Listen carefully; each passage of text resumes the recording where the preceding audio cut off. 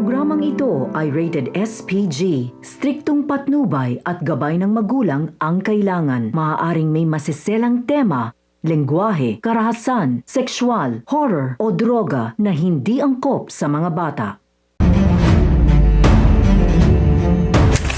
Isang mapagpalang araw mga kapamilya, narito ang mga pinakamainit na tagpo sa Blood versus Duty. Pero bago ang lahat, kung bago ka pa lamang sa aking channel, ay huwag kalimutang mag-like, mag-share at mag-subscribe para lagi kang updated sa mga bagong recaps na aking i-upload.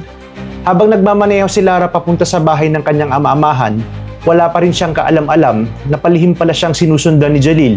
Abala si Lara sa kanyang iniisip kaya hindi niya napansin ang sasakyan na nakabuntot sa kanya. Samantala, pagdating naman ni Marcos sa isla, ay agad niyang sinimulan ang sariling investigasyon tungkol sa nangyaring pag-atake sa kanila. Hindi matanggal sa isip ni Marcos ang gabing muntik silang mapahamak, kaya binalikan niya ang lugar kung saan unang nagpaputok ang mga armadong lalaki. Habang sinusuri niya ang paligid ay may napansin siyang mga basyo ng bala sa lupa. Isa niya itong pinulot dahil naniniwala siyang malaking ebidensya iyon para malaman kung sino talaga ang nasa likod ng pananambang. Sa kabilang banda, nakarating na si Lara sa bahay ni General Carillo. Panti pa rin siya na walang nakapansin sa kanya, ngunit lingid sa kanyang kaalaman ay nasundan pala siya ni Jalil hanggang doon. Agad namang kinausap ni General Carillo si Lara tungkol sa susunod na hakbang ng kanilang plano. Ngunit hindi pa man sila natatapos mag-usap, ay biglang dumating ang sekretarya ng General at ibinalitang may kahina-hinalang lalaking nagmamanman sa labas ng kanilang bahay. Dahil dito ay agad na nagalit si General Carillo kay Lara dahil sa pagiging pabaya nito. Samantala, nilapitan naman si Jalil ng dalawang armadong lalaki at pinapasok siya sa loob, kapalit ng pagsuko ng kanyang baril. Ngunit hindi pumayag si Jalil, kaya nauwi agad sa tensyon ang sitwasyon. Isang iglap ay nagawa niyang mapabagsak ang dalawang lalaki at siya pa ang tumutok ng baril sa mga ito. Eksakto namang dumating si General Carillo bago pa lumala ang gulo.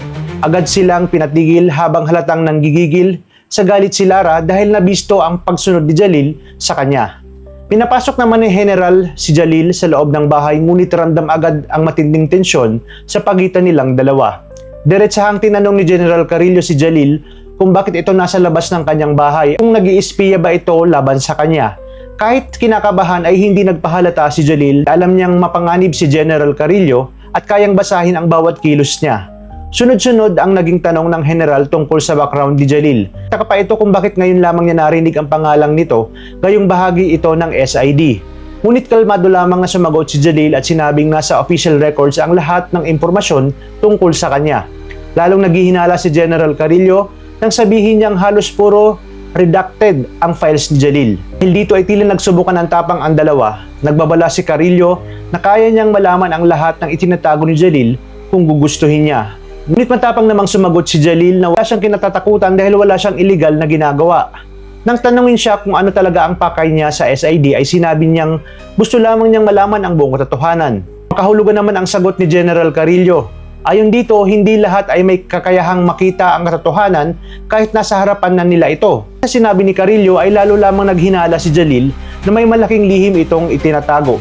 Balik ni Jalil sa kanyang sasakyan ay saka lamang siya nakahinga ng maluwag dahil muntik na siyang mabuking. Samantala, ipinagpatuloy naman ni Marcos ang kanyang investigasyon sa isla habang dumarami ang mga basyo ng bala na kanyang nakukuha ay lalo niyang napatunayang planado ang lahat na nangyari noong gabing yon. Doon napagtanto ni Marcos na may grupong sadyang nag-set up sa kanila upang palabasin kriminal si Dato Raman. Ngunit habang iniisip niya kung ano talaga ang motibo ng sindikato ay bigla niyang naramdaman na may taong sumusunod sa kanya. At bago pa man siya makalingon ay bigla siyang sinuntok. Labis namang nagulat si Marcos, nakita niya kung sino ang umatake sa kanya. Si Harold, na matagal nang pinaniniwala ang patay. Mas nakakagulat ang kanyang natuklasan dahil bulag na pala ngayon si Harold. Dahil hindi siya nakilala nito ay sunod-sunod ang naging suntok ni Harold kay Marcos sa paniniwalang isa ito sa mga taong pumatay sa kanyang mga kasamahan. Kaya naman mas lalo pang umiinit ang mga susunod na eksena sa Blood versus Duty. Dahil habang lumalapit sila sa katotohanan ay mas dumarami rin ang buhay na nalalagay sa panganib. Talagang kapanapanabik ang mga kaganapan sa maksyong teleseryeng ito. Kaya naman tuloy-tuloy ang pagsubaybay. Maraming salamat sa inyong panonood at pagpalain tayong lahat, mga kapamilya.